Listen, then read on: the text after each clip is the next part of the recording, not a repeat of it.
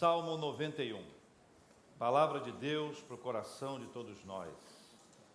Salmo de número 91, palavra do Senhor que é aberta, as luzes são acesas e o nosso coração é aberto na presença de Deus para entendermos a boa mão do Senhor sobre a nossa vida e buscarmos a direção dEle para a nossa existência.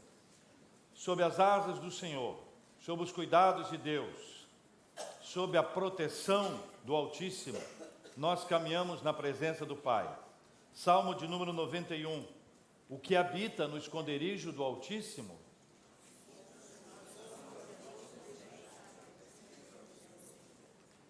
O que habita no esconderijo do Altíssimo?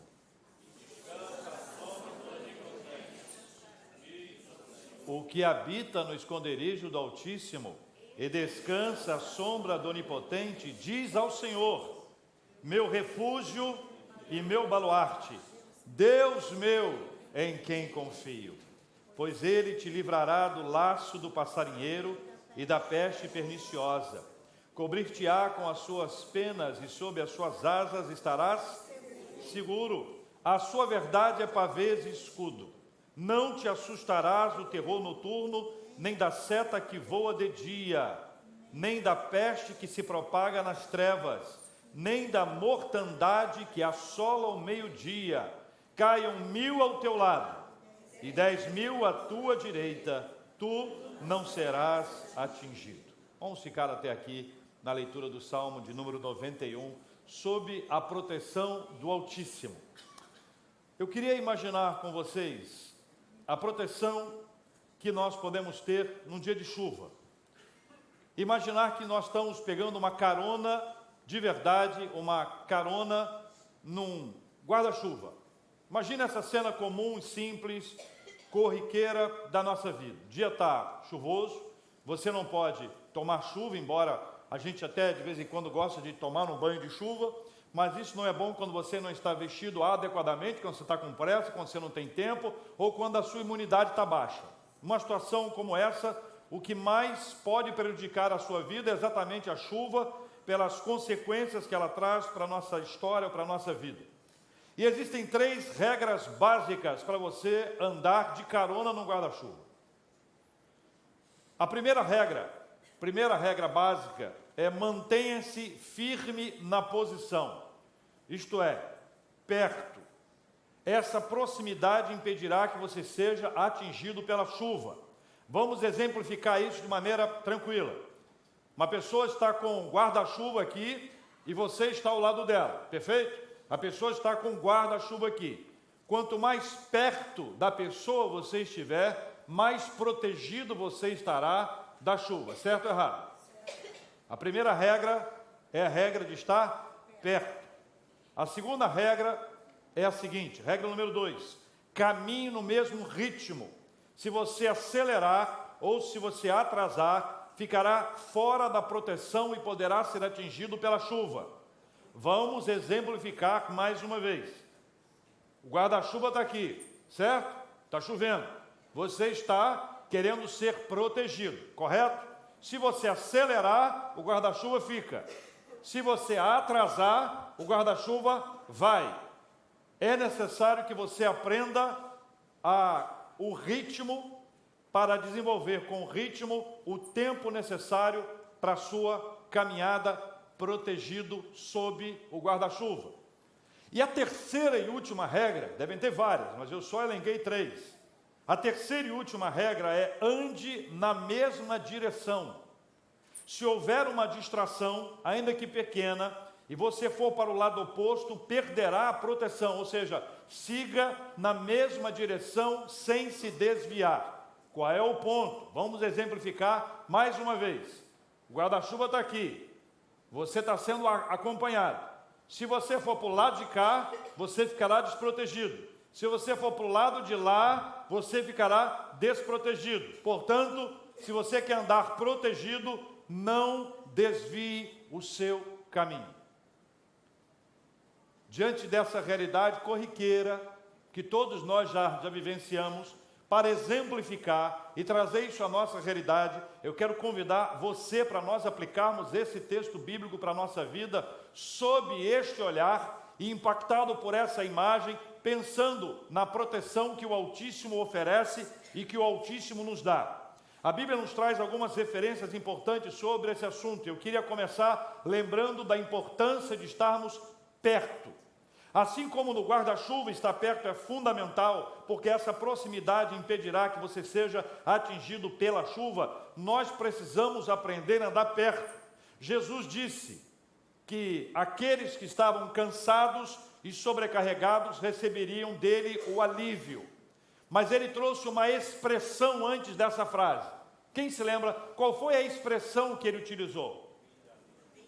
Vinde a mim. Vinde a mim, ou seja, venha para perto. Perto de Jesus Cristo nós encontramos o descanso. Perto de Jesus Cristo nós encontramos o alívio. Perto dele. Essa proximidade é fundamental para que a gente venha a perceber a sua doce presença na nossa vida. Perto de Jesus Cristo, nós descobrimos que ele é o príncipe da paz. Jesus é o príncipe da paz. Jesus é aquele que disse, olha, a minha paz vos dou, não vou-la dou como o mundo a dá. A paz que Jesus Cristo é uma paz, a paz que Jesus Cristo oferece é uma paz diferente. A paz que Jesus Cristo oferece é uma paz que não tem explicação. É uma paz, como diz o apóstolo Paulo, é a paz de Deus que excede a todo entendimento. Jesus é aquele que pacifica a nossa vida. Ele traz para dentro de nós uma paz tão grande que do lado de fora, pode estar tendo uma chuva torrencial, uma chuva de problemas, uma chuva de ansiedade, uma chuva de lutas, mas sob a proteção do Altíssimo, perto dele, nós experimentaremos da parte dele uma paz que é uma paz impressionante. Perto de Jesus, perto dele a nossa visão é elevada a um outro nível. Jesus, ele amplia a nossa visão espiritual. Jesus nos ajuda a enxergar o que antes nós não enxergávamos. Ele nos leva a perceber detalhes da existência humana, detalhes do futuro, da nossa própria vida, o que antes nós não conseguíamos enxergar. A presença dele se faz tão impactante na nossa vida, e eu quero dar um exemplo para que vocês acompanhem comigo. Na Galileia, os discípulos viviam no mar, pelo menos 4 deles. O mar era o horizonte deles. A coisa mais alta que eles conseguiam enxergar eram os montes que circulam até hoje o mar da Galileia. O seu horizonte, a visão mais alta, aquilo que mais distante eles conseguiam enxergar. Jesus os toma, os mesmos homens, eles não eram homens diferentes, eram os mesmos homens que foram transformados por Jesus Cristo, e Jesus deu a eles uma visão além disso. Ele disse, vinde após mim, e eu farei de vocês o quê? Para ser pescador de homens, tem que estar perto dele. E perto de Jesus Cristo, a nossa visão é ampliada, os nossos olhos são abertos. Aqueles mesmos homens cujo horizonte eram somente aquelas montanhas que ali estavam, eles agora conseguem enxergar além e percebem uma ação gloriosa de Deus os levando para Jerusalém, para a Judéia, para Samaria e até os confins da terra. Toda essa distância, todo esse alcance, toda essa visão ampliada, multiplicada, se deu a partir do momento que eles estavam perto. Para estarmos sob a proteção do Altíssimo, nós precisamos estar perto. Andar com Jesus Cristo perto dele, experimentando da sua presença que nos pacifica, experimentando da sua presença que nos alegra, experimentando da sua presença que nos dá vida, mas experimentando da parte dele uma ampliação da nossa visão. Quanto mais perto dele você estiver, mais você se perceberá sob a proteção do Altíssimo. Regra número 2, caminhe no mesmo ritmo. Se você acelerar ou se atrasar, ficará fora da proteção e poderá ser atingido pela chuva. Manter-se no mesmo tempo ao caminhar é fundamental. E aí eu digo para vocês que quem determina o ritmo da caminhada é Deus. Volte o exemplo aqui. Um guarda-chuva, chovendo. Você, carona, perfeito? Se você acelerar, molha. Se você se atrasar, molha. Manter o ritmo, saber caminhar no tempo dele. Quem estabelece o ritmo da caminhada é o Senhor. Quem estabelece esse tempo é Deus, não somos nós. Um exemplo. Abraão foi chamado amigo de Deus. Amigo de Deus. Pelos relatos bíblicos podemos ver o quanto o patriarca precisou aprender a seguir o tempo do Senhor. Então, de maneira simples, Abraão, que era um patriarca, Abraão, que foi chamado de amigo de Deus, ele precisou aprender a andar com Deus. Ele precisou aprender a andar no tempo do Senhor. Quem estabelece o tempo é o Senhor, quem estabelece o ritmo é o Senhor. Ele precisou aprender a andar nesse tempo. E houve um tempo em que ele esperava o cumprimento de uma promessa. Deus deu a ele uma promessa em duas partes.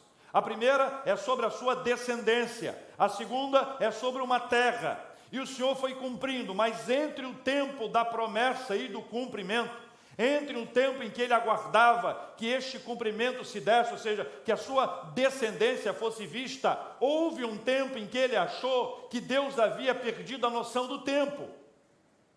Abraão achou, houve um tempo em que Abraão achou que Deus havia perdido a noção do tempo. O seu relógio biológico rodava. Ele não percebia de maneira concreta que a sua esposa poderia engravidar. A descendência que viria dele, qual seria se a esposa não poderia engravidar? Houve um tempo em que Abraão achou que Deus havia perdido a noção do tempo, mas lembre-se, quem determina o ritmo da caminhada é Deus.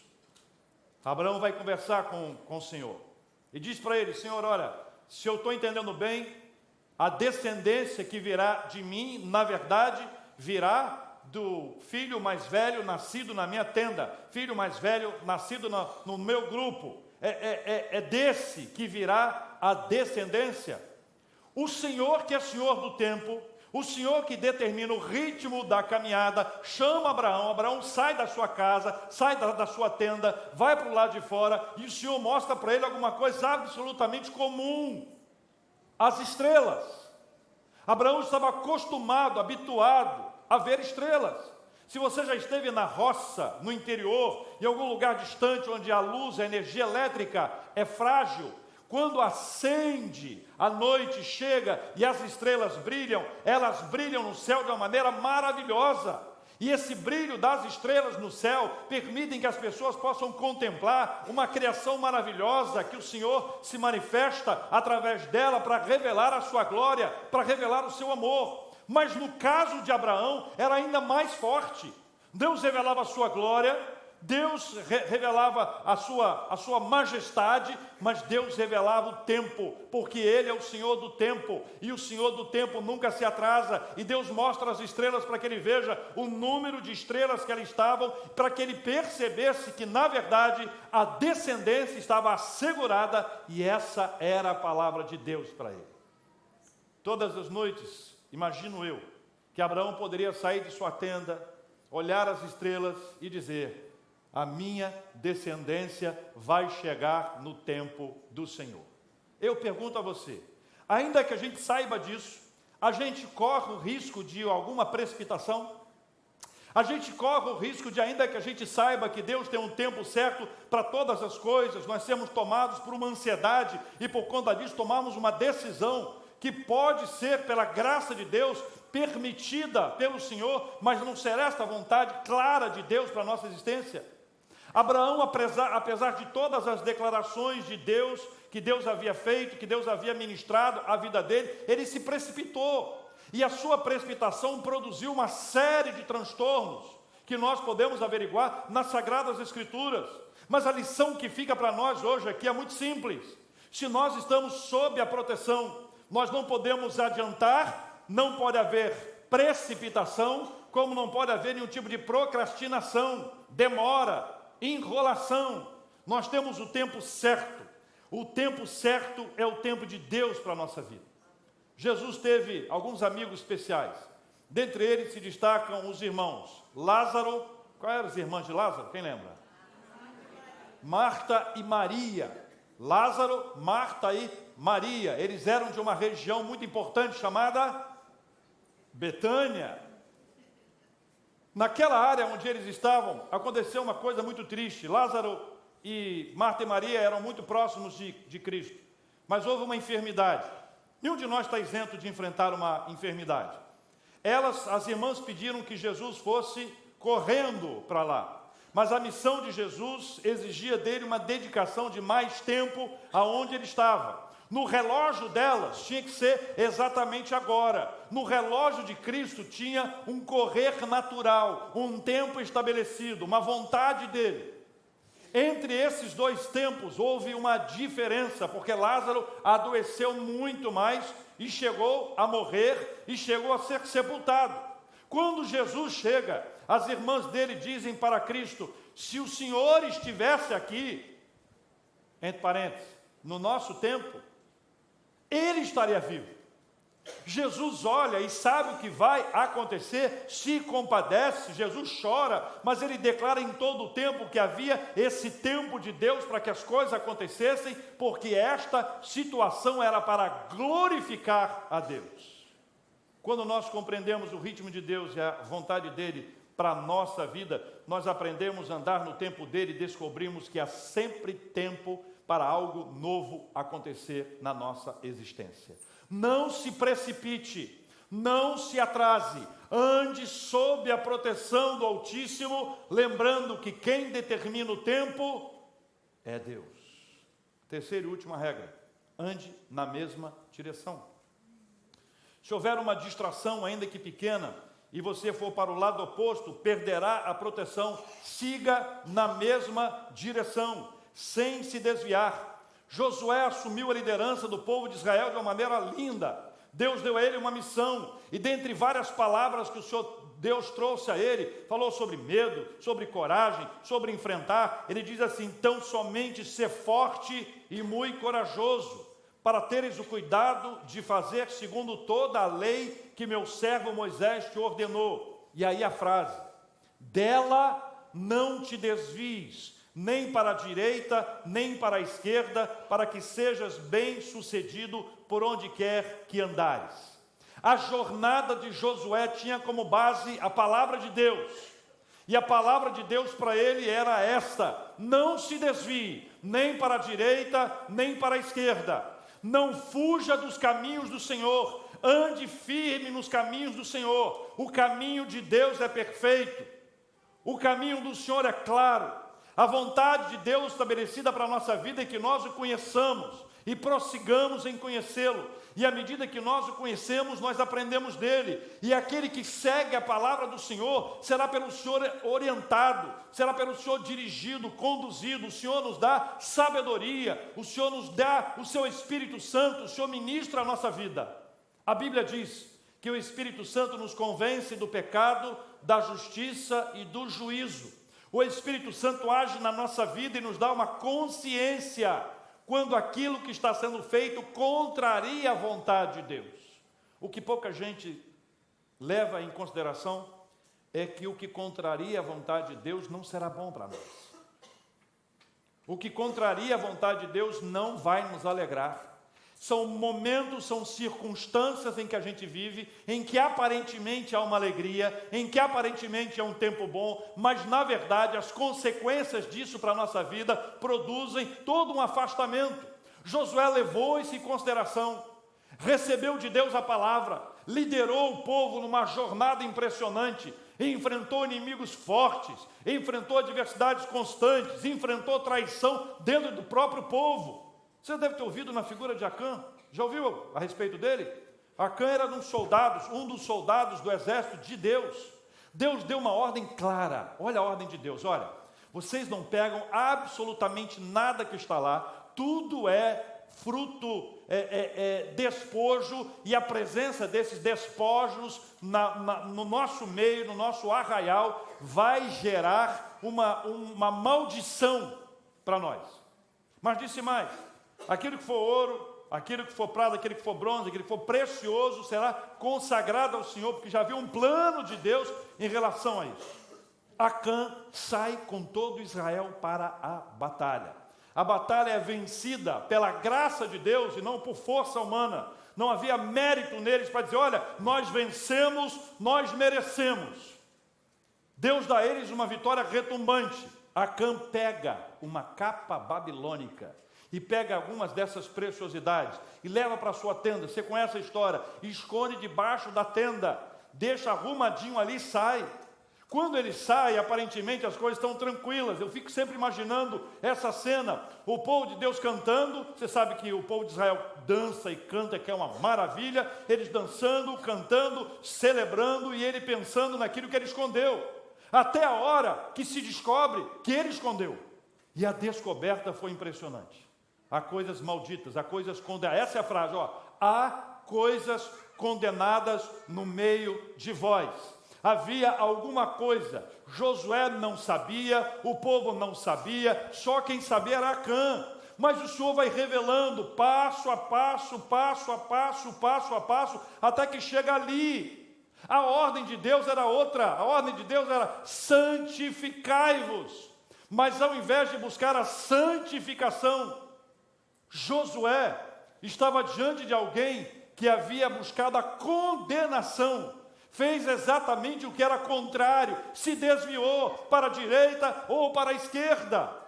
E quando isso tudo acontece, Josué se percebe no meio de pessoas que não seguiam a mesma coisa que ele. E essa é a batalha que ele enfrenta a vida inteira dele. Então no final do seu livro, diante de todo o povo, ele diz: olha, vocês podem escolher a quem vocês vão servir. Porém, eu, quem sabe, e a minha casa serviremos ao Senhor. É a decisão de alguém que resolveu andar nos caminhos do Senhor, sendo chamado pelo Senhor para caminhar na presença dEle. Não desviar. Olha a imagem, ok? Se for para cá, molha. Se for para lá, molha. Essa é a imagem. Saulo de Tarso, chamado por Jesus Cristo para segui-lo. Saulo de Tarso a caminho de Damasco. Saulo de Tarso sem enxergar por 3 dias. Saulo de Tarso que estava perdido, mas se achava achado, e depois descobriu-se achado, embora os outros pensassem que ele havia sido perdido. Saulo de Tarso passa a sua vida e começa a buscar ao Senhor, e Deus dá a ele algumas bênçãos extraordinárias. Saulo começa a perceber que a bênção do Senhor estava sobre a vida dele. Ele podia pregar o evangelho, anunciar a palavra, as pessoas eram alcançadas. Ele começa a igreja, faz viagens missionárias, mas ele passa por muito aperto. Saulo sofreu naufrágio. Saulo apanhou, foi fustigado com varas. Saulo foi esbofeteado, ele foi torturado em praça pública. Saulo ele foi preso. Já conhecido como Paulo, grande apóstolo, ele faz as suas viagens missionárias, e apesar de tudo o que havia acontecido na vida dele, apesar de todas as pressões, apesar de todas as prisões, apesar de tudo aquilo que aconteceu, apesar das suas dores, a Bíblia conta que ele tinha um espinho na carne, e nós não sabemos exatamente o que era isso. Mas, quando ele pediu a Deus que tirasse dele esse espinho, o Senhor deu a ele uma palavra que talvez não fosse a palavra que ele esperava receber. Mas olhando hoje, foi muito melhor do que ele poderia esperar. O pedido era: tira esse espinho. E a resposta de Deus foi: a minha graça te basta. Quando você pede uma coisa a Deus, o que você quer? Estou imaginando aqui: vou tirar o seu espinho agora. Ou, que espinho? Você já não tem mais nada. Que espinho é esse? Mas a palavra do Senhor para ele foi: a minha graça te basta. E Paulo passou a descobrir e escreveu para que nós pudéssemos aprender que existem coisas muito melhores do que aquilo que a gente pede, que a graça de Deus, ela é superior. A graça de Deus é maior, é mais poderosa, a graça de Deus é mais maravilhosa, a graça de Deus nos alegra, a graça de Deus nos encoraja, a graça de Deus nos coloca de pé. Nem sempre a resposta das nossas orações será de acordo com aquilo que a gente pediu ao Senhor, mas uma palavra dessa, que no momento em que acontece pode não parecer a melhor, é tudo o que nós precisamos ouvir: a minha graça te basta. Lá vai o apóstolo Paulo, preso, naufrágios, torturas, exposições, humilhações, dores na sua própria carne, e no final da sua vida, ele diz: combati o bom combate, completei a carreira e guardei a fé. Vamos falar de novo? Combati o bom combate, completei a carreira e guardei a fé. A fé, a fé, a fé, sem se desviar para a direita ou para a esquerda. Não quer dizer perfeição, não quer dizer que nós não vamos errar, não quer dizer que nós não vamos nos precipitar, não quer dizer que nós não vamos atrasar, não quer dizer que nós não vamos querer estar perto de Deus todas as vezes, não quer dizer, mas o que quer dizer é que quando nós pecamos, nós temos um advogado junto a Deus, Jesus Cristo, o Espírito Santo nos convence. Nós podemos clamar ao Senhor por misericórdia e voltar para o lugar correto, experimentando a graça de Deus sobre a nossa vida. Regra número 1, mantenha-se firme na sua posição, perto. Regra número 2, tempo, caminhe no mesmo ritmo, no tempo. Regra número 3, ande na mesma direção, simples assim. Evangelho é simples. Guarda-chuva, chovendo, ande perto, perto, não molha, ande no mesmo ritmo, não vá para o lado oposto, nem vá para o outro lado, sob a proteção do Altíssimo. Vamos orar? Vamos apresentar esses assuntos diante de Deus em oração, e eu queria fazer a você um desafio. Sob a proteção de Deus nós caminhamos, sob a proteção do Altíssimo nós podemos viver, mas é possível que alguém, em algum momento de sua vida, venha a estar longe. Quem diz para a gente que a gente está longe? Deus e a gente mesmo. Deus fala ao coração da gente, se a gente está longe, se a gente está perto. Deus também nos diz se nós queremos adiantar, se chega um tempo em que a gente acha que Deus perdeu a noção do tempo. Deus também nos diz se estamos distantes, se estamos nos desviando, se estamos deixando. Eu quero pedir que o Espírito Santo de Deus fale com você, e quero orar com aqueles que querem colocar a sua vida nesse ponto exato, sob a proteção do Altíssimo, que movidos pelo Espírito Santo de Deus percebem, hoje falta-lhes uma dessas 3 regras básicas para estarmos sob a proteção do Altíssimo. Enquanto nós estivermos cantando, todos de olhos fechados em oração, se você quiser, vem aqui à frente que eu quero orar com você especificamente por esse assunto.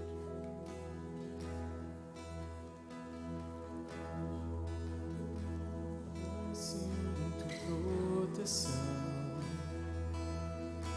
seus pensamentos conhece de longe todo o coração. Sem palavras sabes todo motivo e intenção.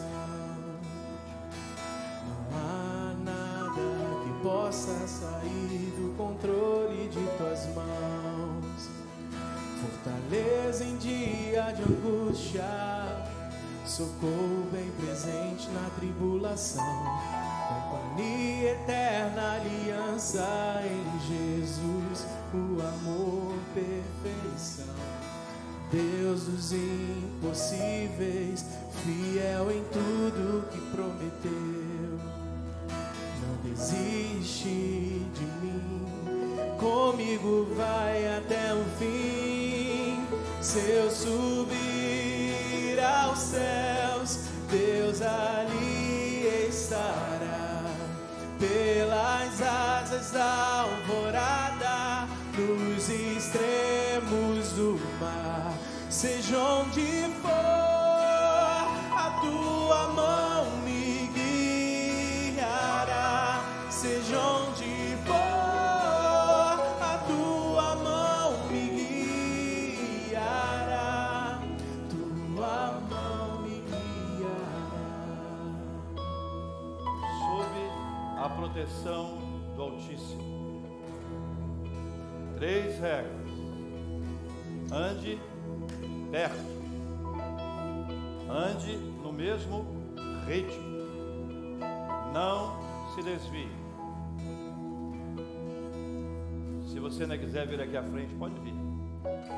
Nós vamos cantar mais um pedacinho e vamos orar em seguida. Em nome de Jesus. Se eu subir aos céus, Deus ali estará. Pelas asas da alvorada, nos extremos do mar. Seja onde for, a tua mão me guiará. Seja onde for, a tua mão me guiará. Tua mão me guiará. Senhor Deus e Pai, nós estamos diante do Senhor porque o Teu Espírito Santo está falando ao nosso coração. E é o Senhor quem conduz a nossa vida. Nós não queremos estar fora.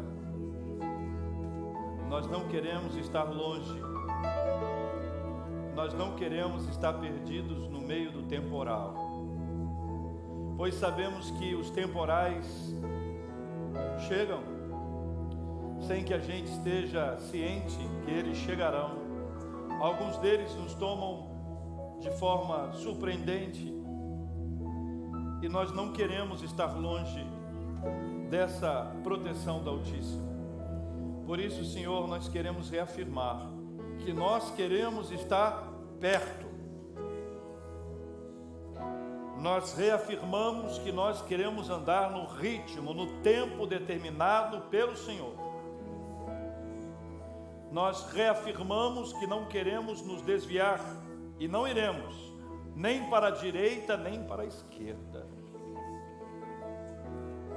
Nós confiamos no Senhor e clamamos pela Tua misericórdia, graça sobre as nossas vidas, e nós pedimos que o Senhor conduza os nossos passos, a nossa vida. Quando o temporal chegar, sob a proteção do Senhor, nós vamos andar perto, no ritmo certo, sem nos afastar, sem nos desviar.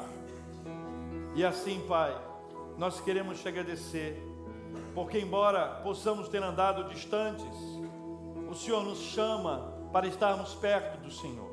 E este é um dia de estarmos mais perto do Senhor.